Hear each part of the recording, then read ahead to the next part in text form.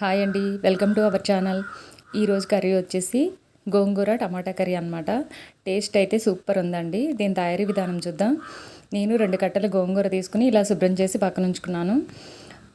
ఆ గోంగూర తీసుకుని ఒక బాండి పెట్టుకుని గోంగూర వేసి పచ్చిమిర్చి ముక్కలు, ఉల్లిపాయ ముక్కలు, 2 మీడియం సైజ్ టమోటాలు తీసుకుని ముక్కలుగా కట్ చేసి వేసాను.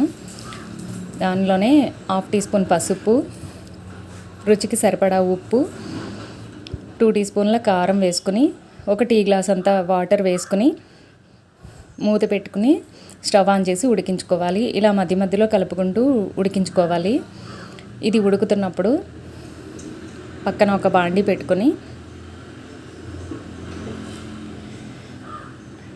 2 టీ స్పూన్స్ ధనియాలు, 1 టీ స్పూన్ జీలకర్ర, 1 టీ స్పూన్ మెంతులు, 2-3 పచ్చిమిర్చి వేసుకుని ఇలా దోరగా వేయించుకుని దీన్ని పౌడర్ చేసుకోవాలి. ఇలా నేను మిక్సీ గిన్నెలో వేసి పౌడర్ చేస్తున్నాను. దానిలోనే ఒక 7-8 వెల్లుల్లి రెబ్బలు వేసి పౌడర్ చేసుకోవాలి. ఇప్పుడు కర్రీ ఉడికిందేమో చూద్దాము.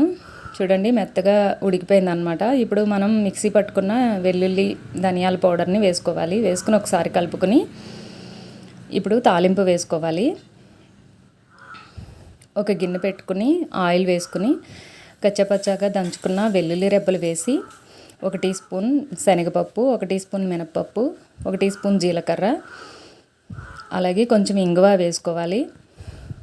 తర్వాత ఎండుమిర్చి ముక్కలు, కరివేపాకు వేసి స్టవ్ ఆఫ్ చేసుకుని ఇప్పుడు మనం ఉడికించి పక్కన ఉంచుకున్న కర్రీలో ఈ తాలింపును వేసుకుని కలుపుకోవాలి.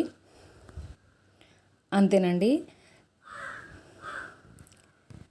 చాలా అంతేనండి, గోంగూర కర్రీ రెడీ అయిపోయింది. చాలా బాగుందండి. టేస్ట్ అయితే అదిరిపోయింది.